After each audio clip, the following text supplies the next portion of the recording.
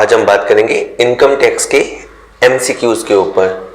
ये income tax के MCQs आपके एनुअल एग्जाम में, सेमेस्टर एग्जाम्स में या कंपटीशन एग्जाम्स में आ सकते हैं। सिंपल और टफ दोनों तरह के क्वेश्चन मैंने रखे हैं, तो देखते हैं क्वेश्चंस। चलिए, पहला क्वेश्चन है, फॉर नॉन पेमेंट और short payment of advance tax, अगर अग्रिम कर का भुगतान न करने या कम भुगतान के लिए। ओके, ध्यान देंगे। देखिए, जब कोई बंदा एडवांस टैक्स नहीं देता है ना, 10,000 से ज्यादा टैक्स होता है तो एडवांस टैक्स देना पड़ता है, ये रूल है। अब अगर ऐसे में कोई बंदा एडवांस टैक्स नहीं देता है तो उस केस में इंटरेस्ट लगेगा 234B सेक्शन के तहत। तो आपका इसका आंसर होगा 234B। ठीक है सर, मैंने इसमें कोशिश की है कि ये मल्टीपल लैंग्वेज में हो ताकि हिंदी वाले एज वेल एज इंग्लिश वाले देख सकें। तो जिसमें आप कंफर्टेबल हो उसमें देखिए, उसमें पढ़िए और साथ साथ के रूल्स भी समझने की कोशिश कीजिए। जैसे 234A कब लगता है, तो अगर कोई बंदे को इनकम टैक्स देना था, मैं नहीं कह रहा एडवांस टैक्स, उसे इनकम टैक्स जमा कराना था पर उसने जमा नहीं कराया, तो 234A लगता है। अगर किसी को एडवांस टैक्स के इंस्टॉलमेंट देने थे, क्वार्टरली इंस्टॉलमेंट देने होते हैं, वो देने थे पर उसने नहीं दिए, उस केस में 234C होता है। और कोई बंदा जब एडवांस टैक्स या 90% ऑफ एडवांस टैक्स जितना बन सकता है उसका 90% पे नहीं करता, तो सेक्शन होता है 234B। ठीक है सर, तो आप कोशिश कीजिए कि एक क्वेश्चन में काफी सारे क्वेश्चन निकालने की। एक और क्वेश्चन देखते हैं। Mr. X, a resident Indian, wins ₹10,000 in a lottery. Which of the statement is true? पहली बात, लॉटरी से इनकम होती है, वो इनकम कैजुअल इनकम होती है। लॉटरी सब स्टेट्स में नहीं होती, कुछ एक स्टेट्स में होती है। बात यह है कि जो लॉटरी की इनकम जीतता है उस पे टीडीएस कटता है। ये फैक्ट बात है कि जो लॉटरी की इनकम जीतता है उसे पूरा इनाम नहीं मिलता बल्कि टैक्स कट के मिलता है। लेकिन ऐसा तब होता है जब लॉटरी का अमाउंट 10,000 से ज्यादा हो। दैट इज, अगर आपकी 20,000 की लॉटरी लगी तो आपका 30% टैक्स कटेगा और बाकी 14,000 रुपया 14,000 आपको मिलेगा। बट अगर आपका लॉटरी का इनाम मान लो 8,000 रुपए है तो आपको पूरा 8,000 रुपए मिल जाएगा। अब इस केस में इसकी मतलब जो थ्रेशोल्ड लिमिट है वो 10,000 है। तो 10,000 रुपए के केस में आपका टीडीएस नहीं कटेगा। इस बंदे ने 10,000 की लॉटरी जीती है तो आपकी no tax is deductible at source. Income tax है, इनकम टैक्स पूरा रूल्स पे चलता है। मैं क्या कोशिश कर रहा हूं, कुछ एरियाज पे आपका ध्यान जाए, जस्ट इतना ट्राई कर रहा हूं। चलिए और क्वेश्चन देखते हैं। No tax is deductible. Next is, according to section 80, no loss which has not been determined in pursuance of return filed in accordance with the provision of section 139(3) shall be carried forward. The exception to this are, देखिए मूल रूप से section 80 कहता है, क्या कहता है कि अगर आपको कोई लॉस कैरी फॉरवर्ड करना है, if you desirous to carry forward a loss, आप एक लॉस को आगे ले जाना चाहते हो तो आपको रिटर्न फाइल करनी चाहिए। रिटर्न फाइल करना मैंडेटरी है। लेकिन दो जगह आपको इम्यूनिटी है या कहीं रिलैक्सेशन है। एक तो है हाउस प्रॉपर्टी केस में और एक है आपका अनएब्जॉर्ब्ड डेप्रिसिएशन का केस में। यानी इस क्वेश्चन में मैं आपको आंसर बताऊं, सारे ऑप्शन जब आप पढ़ लेंगे तो उसका सी आंसर लगेगा कि हाउस प्रॉपर्टी के लॉस को कैरी फॉरवर्ड करने के लिए और अनएब्जॉर्ब्ड डेप्रिसिएशन को कैरी फॉरवर्ड करने के लिए रिटर्न फाइल करना मैंडेटरी नहीं है, या in other words without filing ITR, इनको आईटीआर फाइल किए बगैर भी यू कैन कैरी फॉरवर्ड। ठीक है, देखिए अगर आपने ध्यान से सुना तो आपको एक ही बार में रूल समझ में आ जाएंगे। लेकिन पहले बहुत जरूरी ये है सर, आंसर है सी, बहुत जरूरी ये है कि आपने पढ़ाई कर रखी हो। अगर आपने पढ़ाई नहीं करी है और आप सीधा इसमें आ गए हैं तो ये बहुत टफ लगेगा आपको। तो पहले अगर आप अपनी तैयारी कर चुके हैं तो उस तैयारी को चेक करने के लिए आप इसे यूज कर सकते हैं। चलिए और देखते हैं। नेक्स्ट क्वेश्चन है, section 70 enables set off for losses under one source of income against the income from any other source under the same head. The exception to this sections are, देखो section 70 कहता है कि अगर आपका एक head है, for example house property, house property में एक हाउस प्रॉपर्टी है दिल्ली में और एक है मुंबई में, तो जो दिल्ली में लॉस हुआ वो मुंबई वाले प्रॉफिट से कवर हो सकता है। बात करें पीजीबीपी की, बिजनेस प्रोफेशन की, उसमें एक बिजनेस का लॉस हुआ तो दूसरे बिजनेस से कवर हो सकता है। तो जनरली एक सोर्स की इनकम प्रॉफिट लॉसेस आपस में एडजस्ट हो जाते हैं, लेकिन कभी कभी सोर्सेज में आपस में नहीं बनती। जैसे जैसे लॉन्ग टर्म कैपिटल लॉस है, लॉन्ग टर्म कैपिटल लॉस है वो शॉर्ट टर्म कैपिटल गेन से सेट ऑफ नहीं हो सकता। स्पेकुलेशन लॉस है वो बिजनेस प्रॉफिट से सेट ऑफ नहीं हो सकता। हॉर्स मेंटेन करने के जो लॉसेस होते हैं वो आप अदर इनकम की और किसी इनकम से सेट ऑफ नहीं कर सकते। तो इसमें आप ऑप्शंस देखेंगे ना, तो अभी ऑप्शन देखिए, कैपिटल लॉस जिसको सेट ऑफ नहीं कर सकते, स्पेकुलेटिव बिजनेस उसको सेट ऑफ नहीं कर सकते, स्पेसिफाइड बिजनेस को, और loss from the activity of owing and maintaining resources. जी हाँ, ये 4 लॉसेस ऐसे हैं सर, ये अपने ही हेड से सेट नहीं होते। बाकी हेड की तो बात छोड़ दो, अपने ही हेड में, सेम हेड में भी ये एडजस्ट नहीं हो पाते, सेट ऑफ नहीं हो पाते। ठीक है सर, तो चलिए नेक्स्ट क्वेश्चन है, the maximum period for which speculation loss can be carried forward is. अधिकतम अवधि जिसके लिए सट्टे के नुकसान को आगे बढ़ाया जा सकता है, तो सर इसमें 4 साल है। एक बात आप जनरली याद कीजिए, और अगेन मैं आपको आइडिया दूं तो आप एक रूल के साथ साथ एडजॉइनिंग रूल्स याद कर लीजिए। जैसे बिजनेस में लॉस हो तो 8 साल का कैरी फॉरवर्ड होता है, स्पेसिफाइड बिजनेस हो तो इनडेफिनेट टाइम का कैरी फॉरवर्ड होता है, अनएब्जॉर्ब्ड डेप्रिसिएशन हो तो इनडेफिनेट टाइम का कैरी फॉरवर्ड होता है। लेकिन स्पेकुलेशन लॉस 4 साल के लिए ही कैरी फॉरवर्ड कर सकते हैं, यानी अगले 4 साल में भरपाई हो गई तो हो गई, नहीं तो फिर वो लैप्स कर जाएगा। ठीक है सर, ये आपको याद करना है। एक और बात, अब हाथों हाथ ये भी याद कर लेना चाहिए कि स्पेकुलेशन क्या होता है। क्या ये गैम्बलिंग होता है या गैम्बलिंग से अलग होता है? तो सर ये गैम्बलिंग से अलग होता है। स्पेकुलेशन में हम किसी चीज के प्राइजेस को प्रिडिक्ट करते हैं कि भाई ये भाव चढ़ेगा या गिरेगा, फिर रियलिटी हैपन होती है और हमारा सोचा हुआ अगर सही निकल जाता है तो हम कमा लेते हैं बिना उस चीज की डिलीवरी लिए। जैसे मैंने आपसे ओरल वे में कहा कि मैंने आपसे 50 तोला गोल्ड खरीदा, सच में नहीं खरीदूंगा, फिर गोल्ड के प्राइसेस का जो डिफरेंस होगा वो मैं कमा लूंगा या गंवा दूंगा। तो स्पेकुलेशन प्रॉफिट या लॉस इस तरह से होते हैं। चलिए नेक्स्ट इज, अगला क्वेश्चन कहता है, इसमें जस्ट 20 क्वेश्चन आएंगे और काफी अब तो इजी आएंगे। The maximum period for which losses from specified business under section 35 AD can be carry forward is. देखिए आप इस क्वेश्चन को याद कर लेंगे, मैंने कह दिया कि ये जो लॉसेस होते हैं उसे आप इनडेफिनेट टाइम तक कैरी फॉरवर्ड कर सकते हो। लेकिन एक होशियार स्टूडेंट को या जो होशियार होना चाहता है उसको क्या करना चाहिए, एक तो ये समझना चाहिए कि स्पेसिफाइड बिजनेस कौन से होते हैं। तो बिजनेसेस में कुछ एक बिजनेस होता है, जैसे कोल्ड स्टोरेज हुआ, वेयर हाउसेस का बिजनेस हुआ, हॉस्पिटल्स, होटल्स, इस तरह के 12-15 बिजनेसेस हैं जो स्पेसिफाइड बिजनेस हैं। तो एक तो बच्चे को वो याद करनी चाहिए। दूसरा, इसका सेक्शन कौन सा है, इसका सेक्शन 35 AD है, जैसे डेप्रिसिएशन का सेक्शन 32 होता है। इसी तरह से स्पेसिफाइड बिजनेस का सेक्शन 35 AD है। अब उसके क्या खास फीचर्स होते हैं वो बच्चे को याद करना चाहिए। उसमें एक फीचर ये है कि अगर आपको लॉस हो गया, जैसे कि शुरू में लॉसेस होते भी हैं, तो अगर आपको लॉस हो गया तो आप इसको इनडेफिनेट पीरियड ऑफ टाइम तक कैरी फॉरवर्ड कर सकते हैं। ठीक है सर, चलिए बिल्कुल अब एक बार देख लेते हैं इसका आंसर। यस, नेक्स्ट है, business loss of the current year can not be set of against. Well, business loss आप कब सेट ऑफ नहीं कर सकते? देखिए बिजनेस का लॉस आप बिजनेस इनकम से सेट ऑफ कर सकते हो, हाँ, कैपिटल गेन से कर सकते हो, हाँ, अदर सोर्स, हाँ, लेकिन सैलरी से सेट ऑफ नहीं कर सकते। सैलरी इनकम और बिजनेस इनकम का 36 का आंकड़ा है, तो अगर आपको बिजनेस का लॉस है तो उसे आप सैलरी इनकम से सेट ऑफ नहीं कर सकते।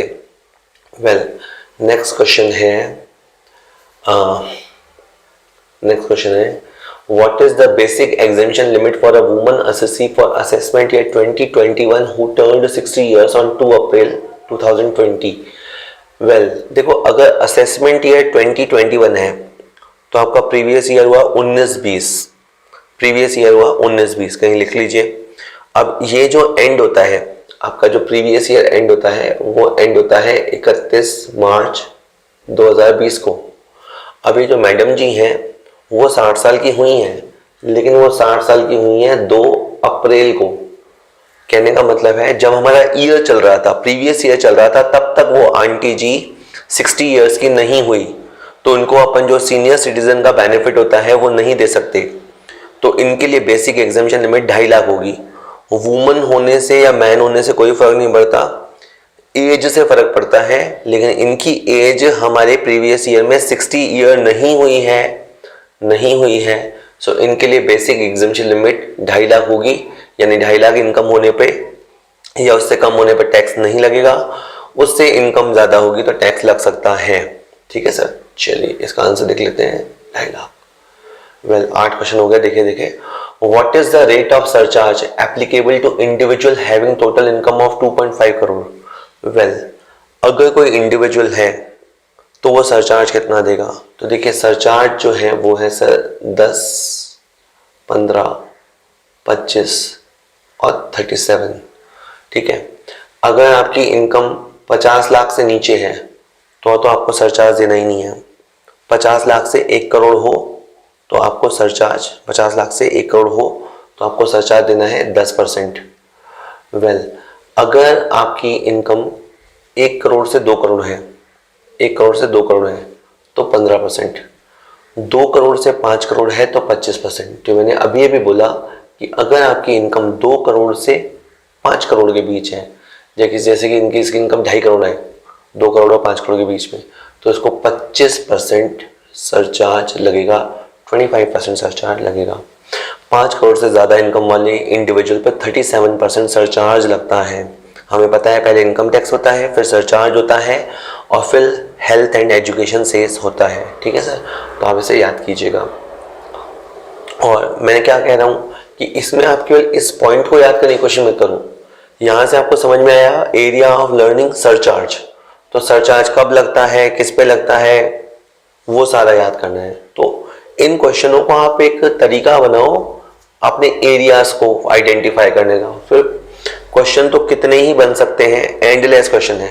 मैं खूब सारे वीडियोस बनाऊंगा तो भी हजारों लाखों क्वेश्चन है जो रह जाएंगे, इसलिए आप उस टॉपिक को कवर कीजिए। और वही वाली बात है, जितना गहरे उतरोगे उतने मोती मिलेंगे। अगर ऊपर से पढ़ोगे तो ऊपर के क्वेश्चन कर लोगे, गहरे पानी उतरोगे तो ज्यादा क्वेश्चन करोगे। चलिए नेक्स्ट है, share of profit of mister P who is a partner in Messrs PQR a firm resident in India is.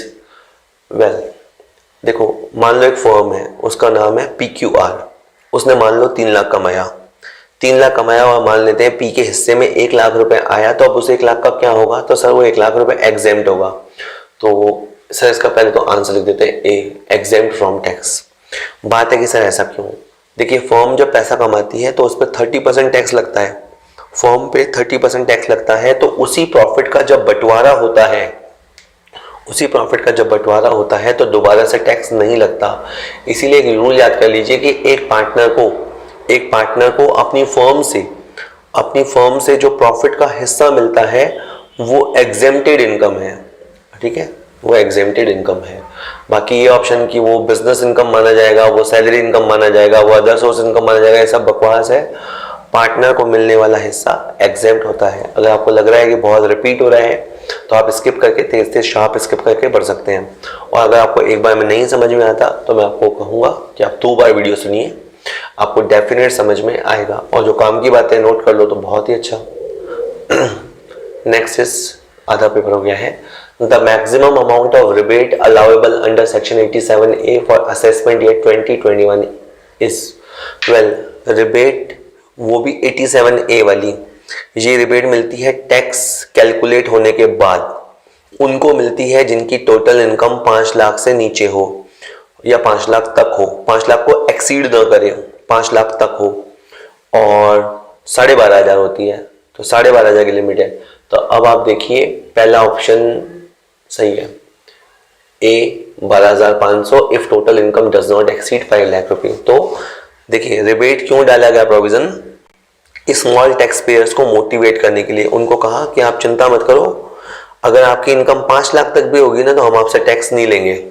2.5 lakh की तो बेसिक लिमिट है, इवन इनकम 5 लाख तक भी गई ना तो भी हम आपको रिबेट देंगे, आपको माफ कर देंगे। तो ये करके उनको एक मुख्य धारा में लाया गया, उनको एक इनकम टैक्स की रेंज में लाने की कोशिश की गई। तो सर इसका आंसर ए हो जाएगा। चलिए next, if mister Y's total income for assessment year 2021 is rupees 52 lakh, surcharge is payable at the rate of, well, 50 lakh तक सरचार्ज नहीं लगता और 50 लाख से 1 करोड़ के बीच वालों पे 10% सरचार्ज लगता है, तो 10% सरचार्ज हिंदी में बोलते हैं अधिभार, वो लगेगा। ठीक है सर, तो आप हिंदी इंग्लिश जिसमें कंफर्टेबल हो आप उसमें पढ़ लीजिए। ठीक है sir. Well, unexhausted basic exemption limit of a resident individual can be adjusted against, तो ये बहुत ही मुश्किल क्वेश्चन है क्योंकि पहले तो समझ में आना चाहिए बेसिक लिमिट क्या होती है, 2.5 लाख की। अनएग्जॉस्टेड का मतलब है कि यूज नहीं हुई। मैं आपको एग्जांपल देता हूँ, जैसे सपोज करो एक बंदे की बिजनेस की इनकम है 2 लाख रुपए और उसकी LTCG की इनकम है 40,000 रुपए और उसकी STCG की इनकम है, स्पेशल STCG की इनकम है 30,000 रुपए। ठीक है, तो बेसिक तौर पे नियम ये होता है कि 2 लाख पे टैक्स नहीं लगेगा और ये जो LTCG है उस पर 20% टैक्स लगेगा और ये जो स्पेशल STCG है उस पर 15% टैक्स लगेगा। लेकिन आप ये देख रहे हो कि आपकी बेसिक लिमिट जो है उसमें गुंजाइश है, 50,000 की गुंजाइश है, इसको बोलते हैं अनएग्जॉस्टेड। तो अपन इस 40,000 को यहाँ पे शिफ्ट कर देंगे, इसमें से 10,000 रुपए शिफ्ट कर देंगे, यानी एक रेजिडेंट इंडिविजुअल के केस में जिसकी नॉर्मल इनकम बहुत कम हो, LTCG को शिफ्ट किया जा सकता है, स्पेशल STCG को शिफ्ट किया जा सकता है। तो इसने यही पूछा था कि आप कौन सी इनकम को शिफ्ट कर सकते हो। जैसे डी ऑप्शन है, कैजुअल इनकम को शिफ्ट कर सकते हैं, नहीं कर सकते।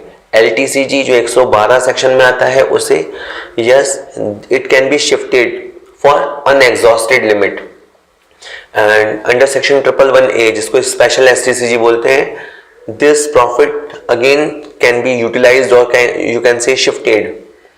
तो इसका आंसर सर सी होगा, बोथ ए एंड बी। तो ये बहुत ही टफ क्वेश्चन था, खैर जैसे तैसे हुआ।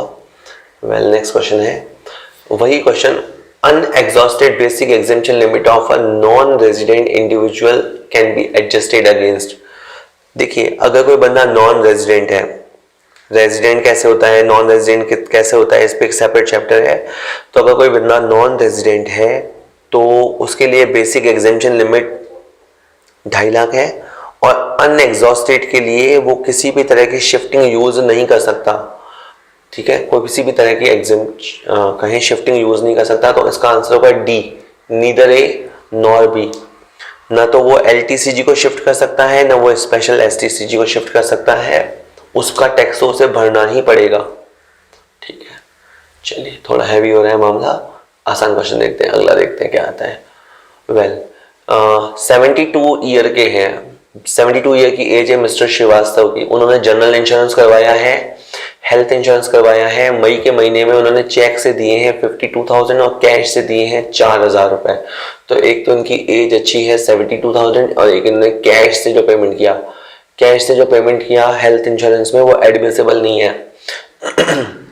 80D वेल, याद करें, अगर कोई पर्सन अपना हेल्थ इंश्योरेंस करवाता है या अपने फैमिली मेंबरान्स का हेल्थ इंश्योरेंस करवाता है तो वो 80D का बेनिफिट ले सकता है 25,000 का, और अगर हेल्थ इंश्योरेंस सीनियर सिटीजन का है तो 50,000 रुपए तक का।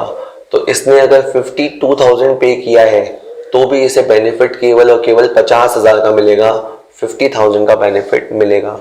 जितना पेमेंट आप कैश से करोगे उसका बेनिफिट आप नहीं मिलेगा।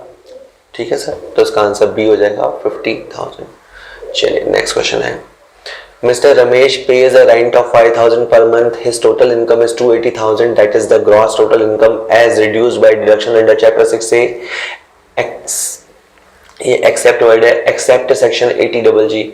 He is also in receipt of HRA. Okay, उसे HRA मिलता है. He would be eligible for a deduction under section 80GG. Well, 80GG नहीं मिलेगा इसको। और देखिए 80GG क्या कहता है कि अगर कोई पर्सन इंडिविजुअल रेंट पे करता है, मकान किराए का है, तो उसे 80GG का बेनिफिट मिल सकता है। कितना मिलेगा वो एक अलग बात है, उसे मिल सकता है, लेकिन उसमें कंडीशन ये है कि उसे अपने एम्प्लॉयर से HRA नहीं मिलता हो। अगर किसी पर्सन को HRA मिल रहा हो तो फिर उसे 80GG का बेनिफिट नहीं मिलेगा। इस क्वेश्चन में मिस्टर रमेश जहाँ नौकरी करते हैं ना, वहां से उनको HRA मिलता है, वह HRA के प्राप्त करता है तो फिर उनको 80GG की कोई डिडक्शन नहीं मिलेगी। इसका आंसर डी होगा, उन्हें कोई डिडक्शन नहीं मिलेगी। ठीक है सर, आगे है the deduction under section 80QQB in respect of a royalty income of authors of certain book is subject to a maximum limit of 3 lakh rupees. 3 lakh का नियम होता है। देखिए, अगर आप ऑथर हैं, आपने बुक लिखी है, आपको रॉयल्टी से इनकम हुई है, तो रॉयल्टी से इनकम के केस में आपको डिडक्शन भी मिलेगा। सेक्शन का नाम है 80QQB। पर अगर आपने 5 लाख कमाया है तो डिडक्शन 5 लाख का नहीं होगा, 3 लाख तक का ही होगा। 3 लाख का मैक्सिमम डिडक्शन होता है।